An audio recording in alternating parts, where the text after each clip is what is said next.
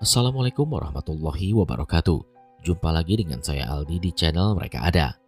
Dimanapun kalian berada, saya doakan semoga kalian dalam kondisi sehat dan selalu diberikan kemudahan dalam menjalankan segala aktivitas. Kali ini kita akan lanjut part terakhir dari cerita Pendem Mayit. Bagi teman-teman yang belum mendengarkan cerita part 1 sampai part 3, linknya sudah saya taruh pada kolom deskripsi. Dan jangan lupa, support channel Mereka Ada dengan cara menekan tombol subscribe dan menyalakan lonceng notifikasinya, supaya teman-teman gak ketinggalan setiap video yang upload di channel ini. Sudah siap? Kalau begitu tanpa banyak basa-basi lagi, mari kita mulai ceritanya.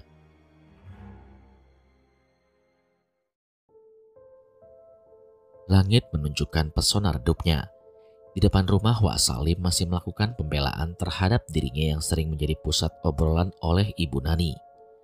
Agung dan Wastari hanya menyimak serta mendengarkan perkataan yang dilontarkan dari dua sisi yang berbeda. Wak Salim mengatakan bahwa pelaku dari orang yang melakukan teror hingga merasuki tubuh Didi dengan sosok gaib adalah Ibu Nani. Sedangkan Ibu Nani mengatakan sebaliknya, justru orang yang sudah membuat Didi menderita adalah Wak Salim. Kini Agung dan Wastari hanya bisa merasakan sensasi perbedaannya. Mereka berdua benar-benar merasakan dua sisi yang berbeda dan pandangan yang berseberangan terkait tanggapan dari Wak Salim dan juga Ibu Nani terkait pelaku yang telah membuat Didi menjadi anak yang tidak normal lagi. Dengarkan Agung, kematian dari kedua orang tua Wastari berlangsung ketika kalian berdua menikah. Itu tidak lama waktunya. Jelas Wak Salim. Wastari hanya menunduk lesu. Tak kala nama kedua orang tuanya disebut. Ia tidak memberanikan diri untuk menegakkan kepalanya. Seperti ada beban yang menumpuk pada bagian leher kepalanya hingga tidak dapat memberanikan diri untuk mengangkat wajahnya serta menatap pandangan Agung. Ibumu itu memiliki ingon. Apakah kamu tidak tahu? Tanya Wak Salim. Ibuku bukan orang seperti itu, Wak. Dia bahkan orang yang meruqyah Didi. Jelas Agung. Itu bukan jadi tolak ukur yang pasti jika orang tuamu tidak bersalah. Dukun dan kiai juga mampu melakukan itu. Namun kebenarannya apakah bisa tergambarkan? Belum tentu. Perkataan yang menohok serta menusuk dari mulut Wak Salim sempat membuat hati dan pikiran Agung berpikir dua kali. Ia seperti menyelami ke dalam samudera fakta yang seringkali terjadi pada orang-orang di sekitarnya saat ini.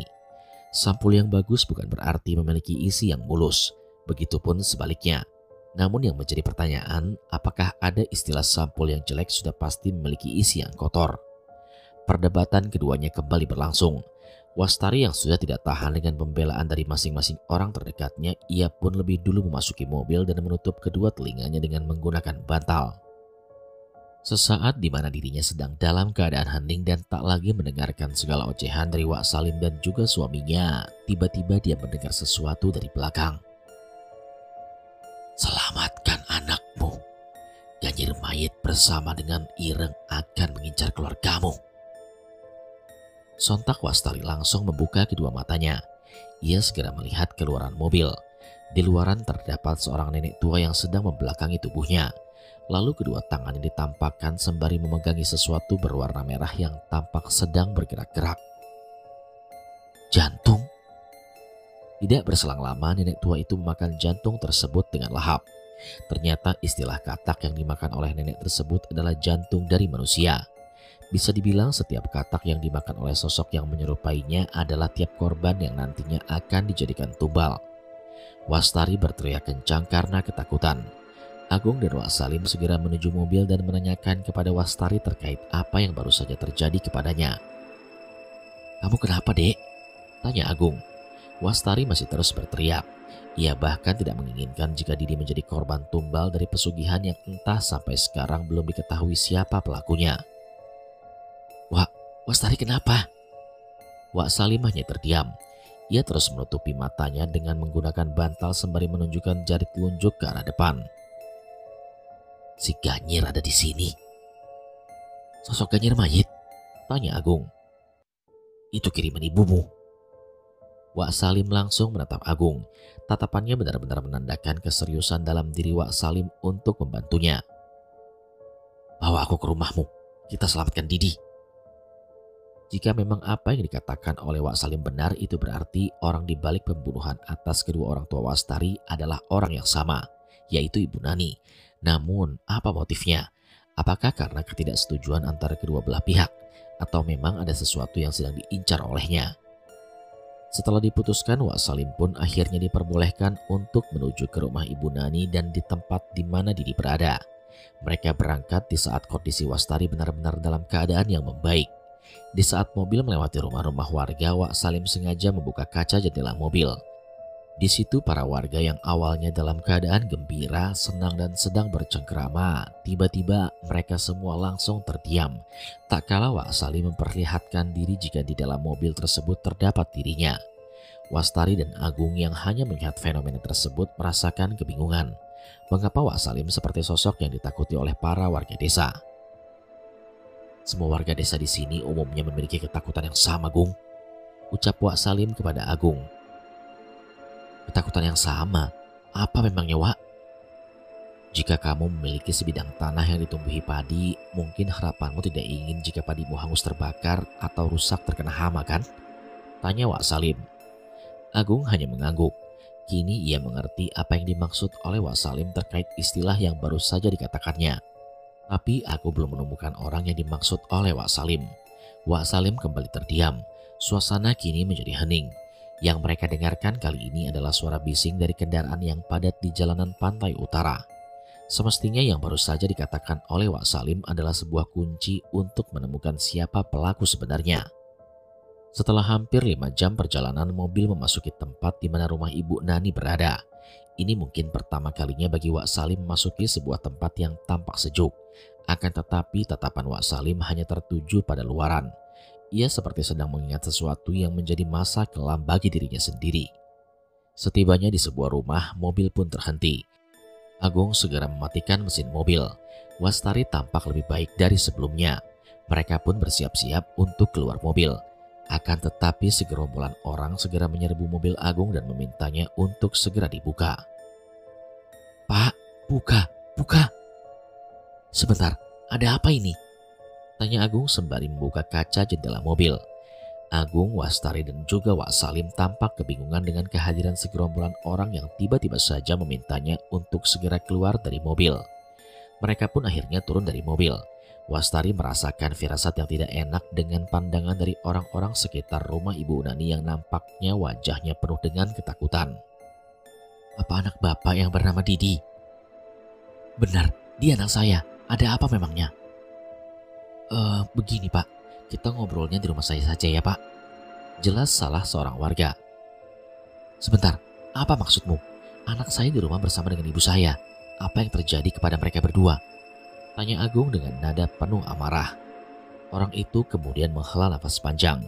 Ia sama sekali tidak membayangkan apa yang nantinya akan dirasakan oleh Agung tak kala mendengar pemberitaan yang sangat menyakitkan ini. "Anakmu ditemukan tak sadarkan diri di perkebunan milik ibumu. Dia sepertinya dikubur oleh seseorang, namun hanya bagian kepalanya saja yang tidak tenggelam dalam tanah." "Hah? Didi dikubur? Oleh siapa?" Wak Salim segera menepuk pundak Agung.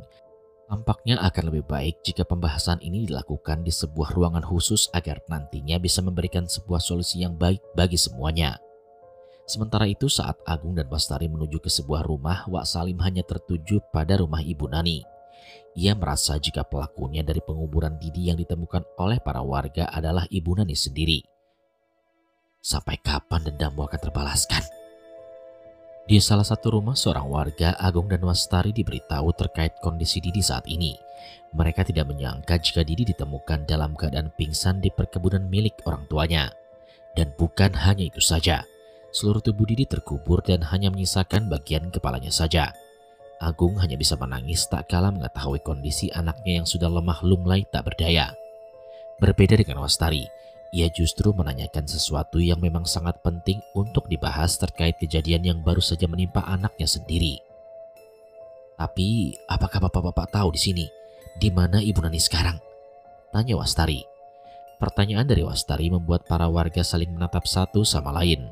Mereka tampak saling melempar pertanyaan tersebut ke satu sama lain karena tidak ingin terkena tulah dari apa yang nantinya keluar dari mulut mereka masing-masing. "Kenapa kalian semua diam? Ada apa memangnya?" tanya Wastari lagi. Karena Wastari terus-menerus memberikan pertanyaan yang sama, akhirnya salah seorang dari mereka menjawab pertanyaan sulit dari Wastari. Sebenarnya kami tidak ingin mengungkapkan hal ini, namun saat kami menemukan Didi, kami juga sempat ke rumah Ibu Nani. Akan tetapi kami menemukan sesuatu yang mengejutkan. Jelas salah seorang warga itu. Apa itu? Mayat anak kecil yang sudah menjadi kerangka dan posisinya persis seperti apa yang terjadi kepada Didi.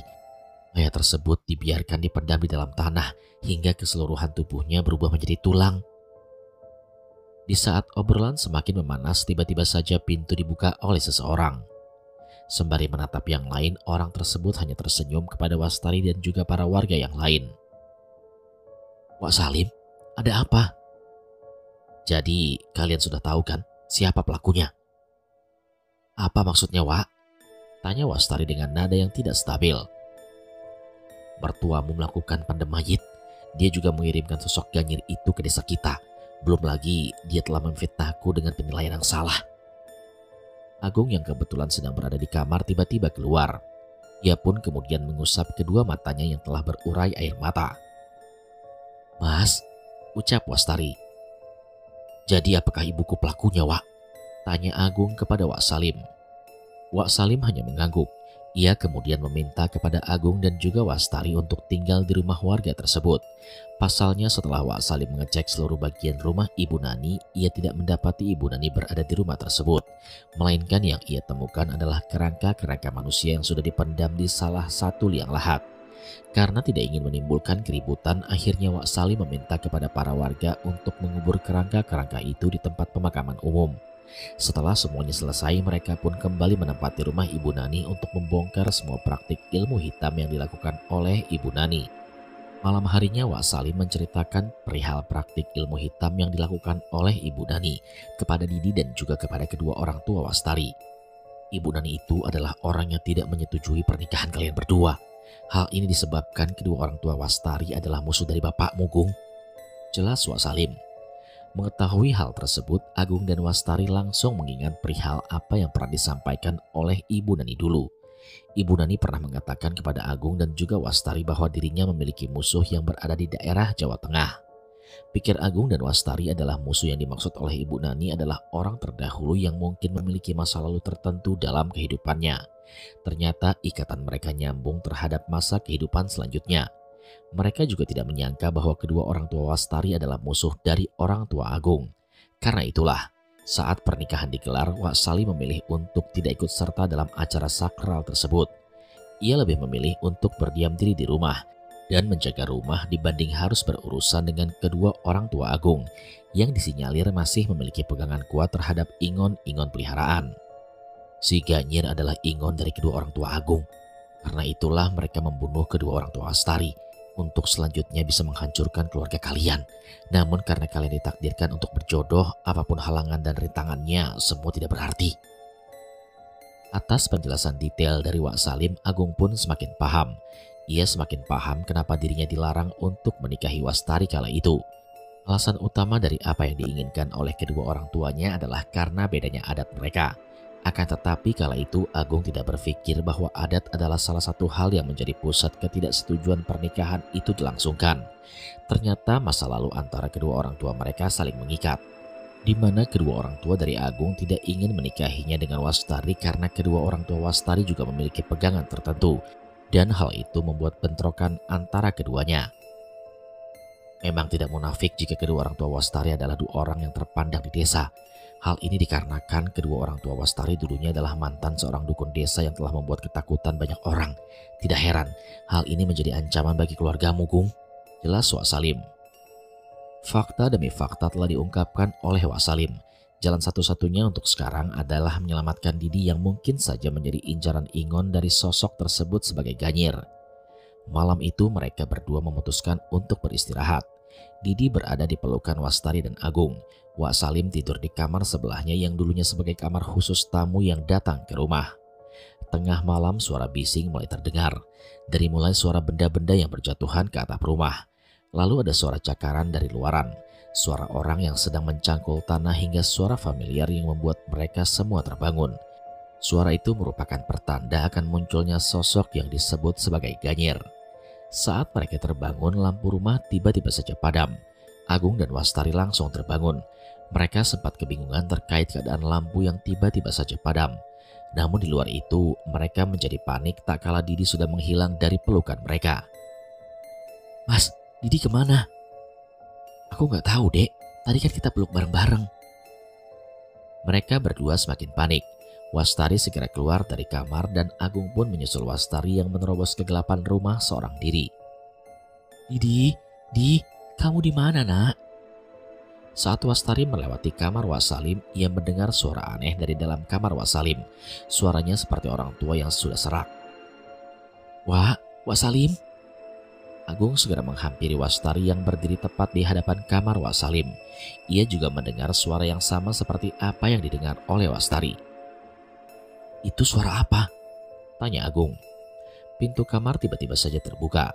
Wastari dan Agung melihat seorang anak kecil sedang mengangkat tubuh pria tua dengan satu tangan hingga membuat kedua mata pria itu memutih seluruhnya. "Didi, lepasin, itu Wak Salim." Didi pun menengok ke arah Wastari dan juga Agung. Ia kemudian tersenyum, namun kedua bola matanya memutih. Bisa disimpulkan Didi sedang dirasuki oleh sosok yang disebut dengan Ganyir. Tiba saat di mana Agung memaksa untuk memasuki kamar, tiba-tiba Didi melepaskan cekikannya.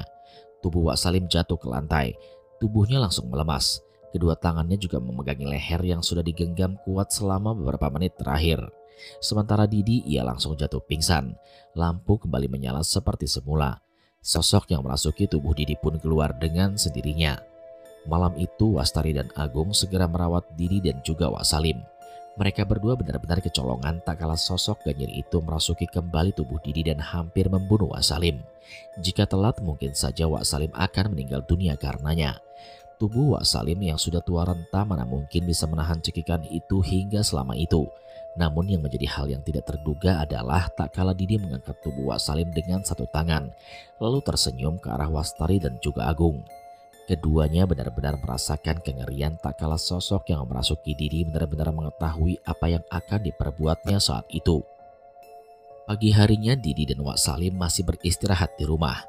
Kini Agung mencari salah seorang kiai atau semacamnya untuk bisa menuntaskan masalah ini.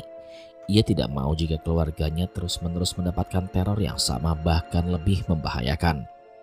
Di desa sebelah Agung menemukan seorang kiai yang sudah tahu betul akan kasusnya. Kiai itu bernama Mbah Ahmad. Menurut Mbah Ahmad, kasus Didi bukanlah kasus yang pertama. Sebelumnya desanya juga mendapati kasus yang sama. Hanya saja pelakunya belum ditemukan. Dan saat dimana Agung menceritakan hal tersebut kepada Mbah Ahmad kemudian menyimpulkan bahwa kasus yang sudah terjadi sejak dulu adalah kasus yang sama. Itu berarti pelaku dari kengerian di masa lalu saat banyak anak kecil yang ditemukan meninggal dunia dalam keadaan terpendam di dalam tanah adalah oleh sebab dari ulah Ibu Nani. Untuk memecahkan kasus ini, Mbah Ahmad pun menyuruh kepada Agung untuk menemukan sebuah gundukan tanah yang berada di dekat rumahnya.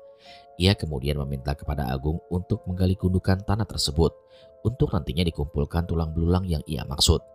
Mbah Ahmad tidak menceritakan secara detail terkait kegunaan bahkan siapa pemilik dari tulang belulang tersebut. Ia hanya menyebutkan bahwa dengan cara melakukan ini, sosok yang disebut sebagai Ganyir mayit akan menghilang. Begitu juga dengan yang lainnya. Namun kerisauan hati Agung mulai memuncak tak kala dirinya ingin menanyakan perihal keadaan ibunya yang sudah beberapa hari menghilang. Mbah Ahmad hanya terdiam. Ia bahkan tidak ingin membahas hal itu karena takut menyinggung perasaan Agung. Agung yang sudah mengetahui risiko dan apa yang nantinya akan terjadi merasa sudah siap kalau pertanyaan Mbah Ahmad membuatnya kecewa, menderita, bahkan merasa sakit karena tiada tara. Menurutnya kejujuran yang seharusnya itu dijunjung tinggi harus bisa dirasakan karena itu benar-benar membuatnya bahagia. "Jadi di mana ibuku, Mbah?" "Ibumu sudah bertukar jiwa dengan Ganyir. Dia berniat untuk mengincar anakmu Didi. Namun beruntung kau juga dibantu oleh Salim. Dia orang yang tepat." Agung hanya termenung saat mendengar jawaban yang sangat menyakitkan itu.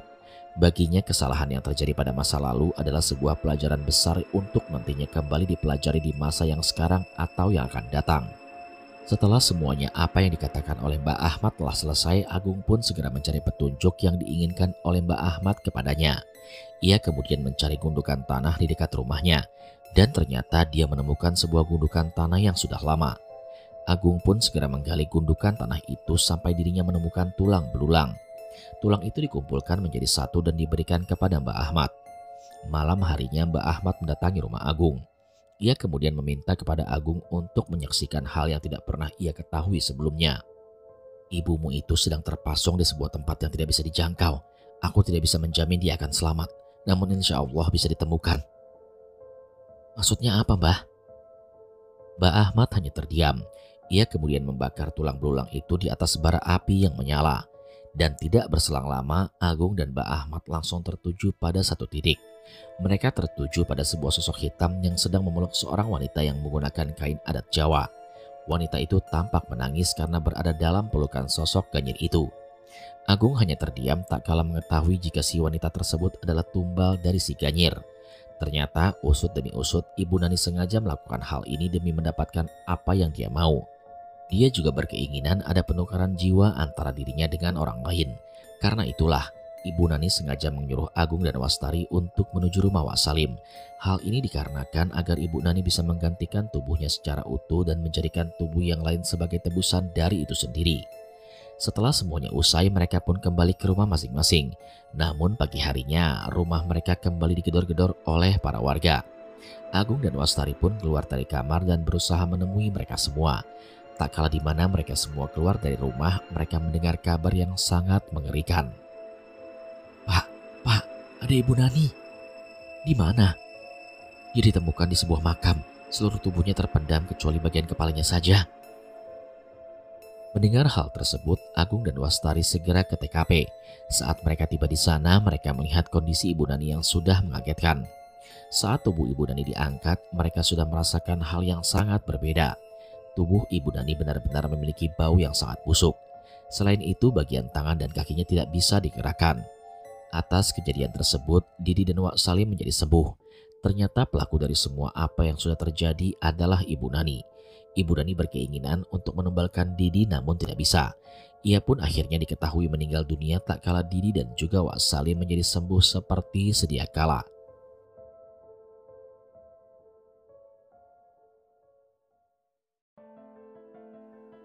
Sekian cerita pada kesempatan kali ini. Terima kasih kepada teman-teman yang sudah setia menyimak cerita ini dari part 1 sampai part 4. Dukung terus channel mereka ada dengan cara menekan tombol subscribe dan menyalakan lonceng notifikasinya, supaya teman-teman gak ketinggalan setiap video yang upload di channel ini. Kalau begitu sampai di sini dulu perjumpaan kita kali ini.